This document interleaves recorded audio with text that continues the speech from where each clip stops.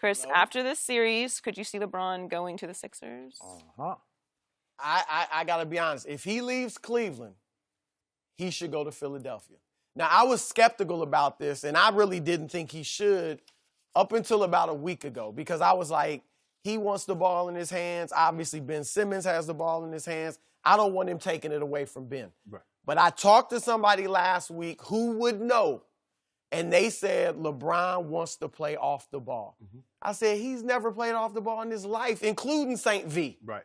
And they said that's because he's never had a teammate who was a playmaker for other guys. Like Wade and Kyrie were playmakers, but more so for themselves. Correct. And so they said if he has that type of teammate, he wants to do that. Now, it might be challenging, but I said if he wants to play off the ball, it's a no-brainer. To me, it's a no-brainer. You stay in the East. Mm-hmm. You got a great point guard. You got a great big man. I think with LeBron, they would have the formula to compete with and beat a Golden State. Because with the Spurs, the teams that have beaten them or given them trouble have had size and played big. You got to punish them down on the block. Yep. They try to go to that Hampton 5 with Embiid, and LeBron with his stature, his leadership, he could tell Embiid, there's nobody there right now that says, stop shooting threes. Get on the block. I mean, it's nice he can hit them every once in a while, but get on the block. Mm-hmm. And here's the thing, too. Now, they would have to, hopefully they could keep Redick. You need shooting. I know he's a free agent. Would he stay for less money to try to win the championship? Maybe. He might. Yeah. He might. And then, you got Sarge who can shoot. Covington can shoot. No, he can't. Well, he's not a shooter, but, the regular season. He's okay. Yeah, okay. All right.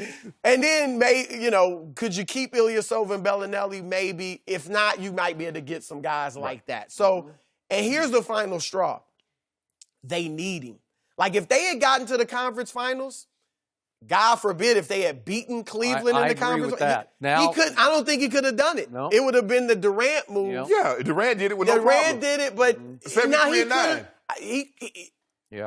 I'm not saying he couldn't have done it because you're right. Durant did it, and now Durant gets props.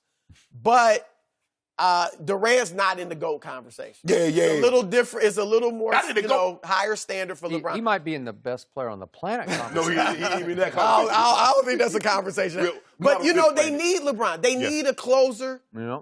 I think there was some sentiment. Closer? LeBron's a closer? He's a closer now. He's a closer. And he can teach those young boys. So I think it's a perfect fit if he wants to play off the ball. You want to go? No, you can go. You sure? Pile on. No, I ain't gonna pile on. I can see it happening because he's about winning championships, and if he feels the Sixers give him a better opportunity than, say, the Cavaliers, because I've always felt his first option is to remain in Cleveland. But can he attract another big name? Because he knows in order to take down Golden State, you need at least 3 guys. And next year, you got Boston coming. Right. Hayward coming back. LeBron sees himself in a Ben Simmons. But here's the thing that's working against LeBron and the Sixers. Let's just say LeBron has another 2 years, maybe 3, playing at this level. Can Ben Simmons develop a jump shot by then? Because the one thing that he loves more than a playmaker is guys that can knock down shots. Because that's why he surrounded himself with shooters. They have a specific job. Kyle Korver has one job. JR has one job. Guys that play with him, normally, they're specialists. Ray Allen did one thing. Mike Miller did one thing. Well, this would be different. Yeah. It would be a differently built team. Because LeBron wouldn't be handling the ball as much. Right. As much. But when he drives to the basket, Skip, when he drives to the basket, it's like a moth to the flame. The moth, you think he wants to go to that flame? He knows how it's going to end. So when LeBron drives to the basket, he knows they're coming. So I kick it to Ben Simmons. What he going to do with it? Look, Ben showed, now obviously he can't shoot a lick. Exactly. But he did show he can actually play off the ball with T.J. McConnell. Yeah, was I agree with that. He can't. He did. Occasionally when LeBron does handle it, Ben will be okay. He posts sometimes and stuff like that. So I agree with one of Chris's points and disagree with your conclusion. But I do think that last night, as the clock hit zeros, the door swung wide open for LeBron to go to Philadelphia because you are correct.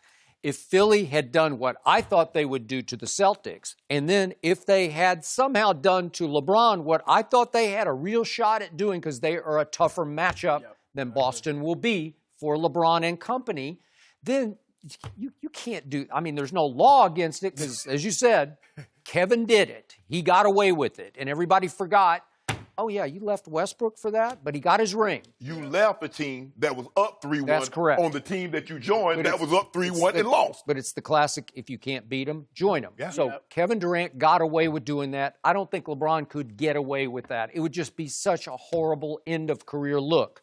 But now that they melted down, not once or twice, but really 3 times in this series. 2, 3, and 5. It is a situation, silver platter screaming for, you need LeBron James. But where I disagree with you, I don't think you need him off the ball. I think this team needs him on the ball because Ben did play off with TJ. TJ settled them down and got them organized much better than Ben. I'm not sure he's a point guard. I don't see that.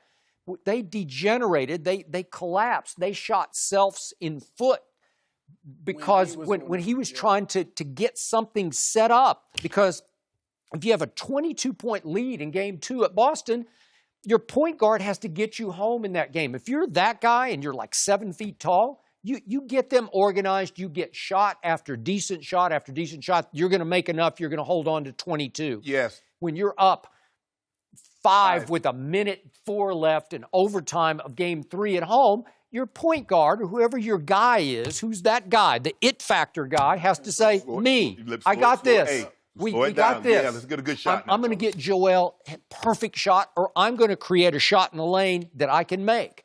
And both of them last night, starting at the 8-minute mark, there was this stretch where they're up 2. And I thought they were starting to gain control of the game. And Embiid takes 3 straight, the wildest shots you could ever imagine. And I'm saying, because I'm rooting for the Sixers, what are you doing? And then Ben caps it off. He comes down and tries some dipsy-doodle underhand shot that doesn't even hit the rim. It hits the backboard. And I'm like, what are you doing? Because you can't play that way against a well-coached, disciplined, smart team, high IQ team, and win the game. And they didn't win the game. I believe LeBron could take the makings of a juggernaut and take it up a level at his age, 34 and 35 seasons. I think you'd have a real shot at winning the East, and I do think you would have a real shot of challenging Golden State. Yeah, I'm chalking you're right about Simmons. In fact, yesterday when they made the run and took the lead, he was on the bench. Yeah. It was McConnell. But I chalk a lot of that up to youth. I guess it does maybe remain to be seen. Is he a true point guard, or can he be a true point guard?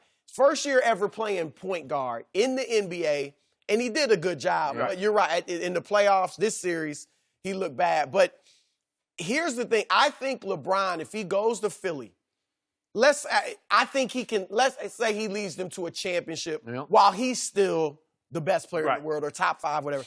And then as he gets older and they mature, they could win another 1 or 2. They could. Maybe then. And I'm going to say this, Skip, and you know I think Jordan's a GOAT.